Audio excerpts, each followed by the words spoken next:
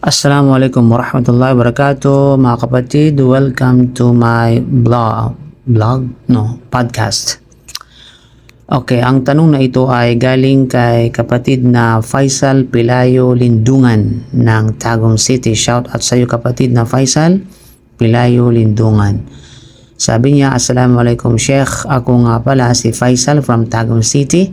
Tanong ko lang po, hindi ba tayo maging mabuti or magpapakita ng mabuti sa mga taong makasalanan na Muslim, tulad ng nagsusugal, umiinom ng alak, nagzizina, kung mayroon mang utos na hindi magpapakita ng mabuti sa kanila at sino sila, yun lang Sheikh. Sana magawan mo ito ng video at i-shout out mo na lang ako.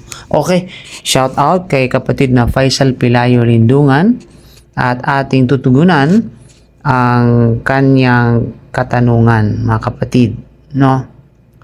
Ang tanong niya ay noong pang May 25 May 25, 2025. Kaya kasi nga wala akong time para magbasa sa mga DMs sa aking page kasi naka-open yung messenger ko sa aking personal account, kaya hindi napansin. But anyway, yun nga po ay nagulantang ako, napakaraming mga nag-DM sa akin ng mga katanungan, kaya inshallah huwag kayong mag-aalala dahil isa-isa po natin yan. Sa mga hindi pa nasagot ay sasagutin po natin sa pamamagitan ng ating podcast, inshallah binillah. So sagutin natin. So bismillah wa salatu wa salam ala rasulillah wa ala alihi wa sahbihi ajma'in, amma ba'd. Kapatid, no, na Faisal, waalaikumsalam warahmatullahi wabarakatuh sa iyo. Barakallahu fiik, kapatid na Faisal mula sa Tagum City, no? Naway pagpalain ka ng Allah subhanahu wa ta'ala sa napakahalaga at napakalalim na tanong ito, may kapatid, no? Ito ay may kaugnayan sa al-wala wal-bara at gayon din sa al-hajar. Ang ibig sabihin ng al-hajar yung boycott o paglayo bilang disiplina, at gayon din ay kabilang ito sa al-amru bil ma'ruf wan nahyu 'anil munkar at sa tamang pakikitungo sa mga Muslim na nagkakasala. So ang katanungan, dapat ba tayong magpakita ng kabutihan sa mga Muslim na gumagawa ng malalaking kasalanan? Kailan pinahihintulutan ng paglayo o boycott sa kanila? Ang bilang kasagutan in brief, oo.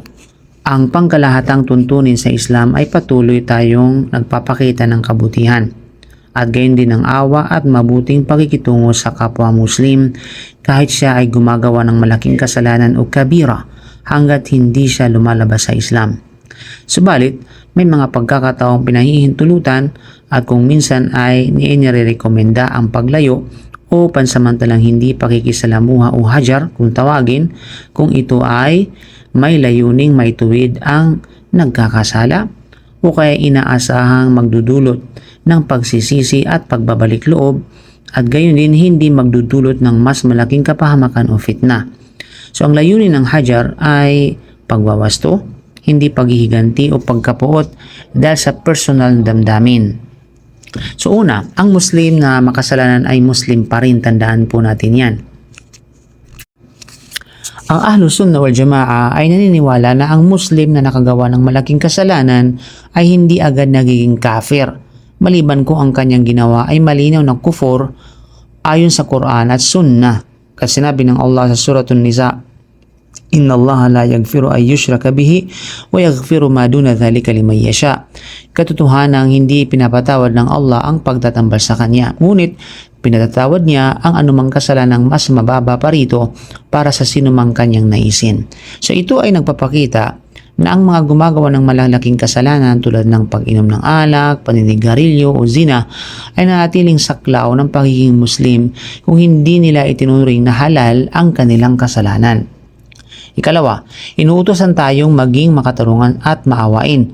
Sinabi ng Allah sa Suratul Nahl, Inna Allah ya'muru bil adli wal ihsan. Tunay na ang Allah subhanahu wa ta'ala ay nag-uutos ng katarungan at paggawa ng kabutihan. At sinabi ng Propeta sallam, al-Muslimu akhul Muslim. Rawahul Bukhari wa Muslim. Ang Muslim ay kapatid ng kapwa Muslim. Kaya, ang ating pangunahing pakikitungo ay natiling nakabutihan, paggalang, pagdalaw kapag may sakit, pagbati ng salam, pagtanggap ng paanyaya at taos-pusong pagpapayo. Ikatlo kapatid, kailan pinahihintulutan ng hajar o ang paglayo o boycott? May mga pagkakataong isinagawa ito ng Propeta Muhammad sallallahu alaihi wasallam. Ang kwento ni Ka'ab bin Malik radhiyallahu anhu bilang halimbawa dito. Nang hindi sila sumama sa ekspedisyon sa Tabuk nang walang sapat na dahilan, iniutos ang Propeta sallallahu alaihi wasallam na huwag muna silang kausapin. Ang kwento na ito, it's a lengthy hadith, matatagpuan sa Sahih Bukhari at saka Sahih Muslim.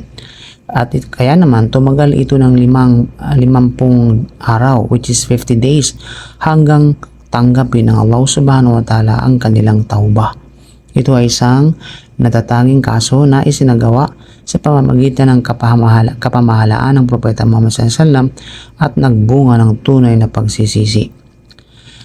Si Sheikh Al-Islam bin Taymiyyah rahimahullah ay nagsabi sa Majmu' al-Fatawa, ang paglayo sa isang makasalanan ay nakabatay sa maslaha. Ibig sabihin, nakabatay sa kapakinabangan. Kung makatutulong ito upang siya ay magsisi, ito ay maaaring gawin. Ngunit kung lalo lamang siyang lalayo sa katotohanan, ang mas mabuting gawin ay ang patuloy na pakikitungo at pag-aanyaya sa kabutihan. Si Imam Ibn Qayyim rahimahullah ay nagsabi sa Zad al-Ma'ad, ang hajar o boycott o paglayo ay isang uri ng gamot. Kung makabubuti ito sa pasyente, gamitin ito. Kung makasasama, hindi ito ang tamang lunas. Si Sheikh bin Baz rahimahullah ay nagsabi, kung ang pag-boycott ay inaasahang magbumunga ng pagsisisi at pagtigil sa kasalanan, ito ay mabuti. Ngunit kung wala itong may dudulot na kabutihan at lalo lamang siyang magiging matigas, ang pag-anyaya sa pamagitan ng kabutihan at magandang pakikitungo ang higit na nararapat. Okay? So, kailan hindi dapat boycottin? Okay, lumayo sa kanya kung ang paglayo ay lalo lamang magtutulak sa kanya sa mas matinding makasalanan o kaya magpapalakas ang kanyang samahan sa masasamang tao o kaya magsasara ng pintuan ng dawa o magdudulot ng mas malaking fitna. Mas mainam ang mahinahong pagpapayo, pagpapaalala, pag-aanyaya sa tauba at patuloy na mabuting pakikitungo. Ito ang mas malapit sa sunnah sa maraming sitwasyon. So, sino ang maaring boycottin? Hindi ito basta ginagawa sa lahat ng makasalanan.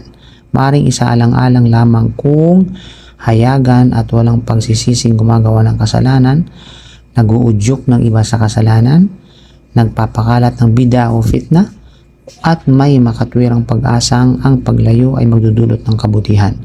Ngunit ang pagpapasya rito ay nangangailangan ng karunungan, nangangailangan ng hikma, ng wisdom, at sa mga sensitibong kaso ng paggabay ng mga mapagkakatiwalaang ulama. Hindi natin dapat ipagkamali ang pagkapuot sa kasalanan at ang pagkapuot sa tao. Ang Muslim ay kinapupuotan ng kasalanan, ngunit inaasahang umaasa pa rin sa tauba ng kanyang kapatid. Sinabi ng Propeta sallam tungkol sa isang lalaki na paulit-ulit na umiinom ng alak at pinarurusahan, la tal'anu, fa wallahi ma alimtu illa annahu yuhibbullaha wa rasulah. Rawal Bukhari. Ang ibig sabihin, huwag ninyo siyang sumpain sapagkat sa ngalan ng Allah, wala akong nalalaman tungkol sa kanya maliban sa mahal niya ang Allah at ang kanyang propeta, ang kanyang sugo. So ito isang napakalaking aral. Kahit ang isang Muslim na nakagawa ng malaking kasalanan ay hindi nawawala ng lahat ng kabutihan at hindi natin isinasara ang pintuan ng kanyang tauba.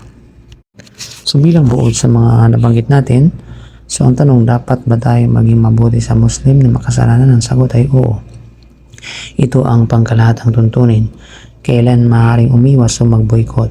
Kung ito ay may malinaw na maslaha at inaasahang magdudulot ng pagsisisi. Kailan hindi ito nararapat? Kung magdudulot ito ng mas malaking pinsala o lalong ilalayo ang tao sa katotohanan. Layunin ba ang hajar? Ang pagpapahiya? Hindi. Layunin nito ang pagwawasto at pagmamaling loob. Ano ang dapat nating kamuhian? Ang kasalanan, hindi ang Muslim bilang kapatid sa pananampalataya. So ang isang da'i o ustad o sinumang Muslim ay dapat pagsamahin ang katatagan sa katotohanan at ang awa sa mga nagkakasala. Ganito ang pamaraan ng Propeta sallam, mahigpit laban sa kasalanan, ngunit mahabagin sa mga makasalanan na may pag-asa pang magsisi. Sinabi ng Allah, Ud'u ila sabili rabbika bil hikmati wal mau'izatil hasanah sa Surah An-Nahl. Ayayahan mo ang mga tao sa landas ng iyong Panginoon sa pamamagitan ng karunungan at magandang pangangaral. So, ang asal ng isang Muslim sa kapwa Muslim na nagkakasala ay dapat nakabate sa Quran, Sunnah at Hikmah. Ang pangkalahatang tuntunin ay kabutihan, pagpapayo at pag-asang magsisi siya. Ang paglayo o boycott ay hindi otomatikong ginagawa sa bawat makasalanan. Ito ay isang paraan ng pagdidisiplina na ginagamit lamang kapag may malinaw na kapakinabangan at hindi magdudulot ng mas malaking pinsala. So, Wallahu a'lam bishawab.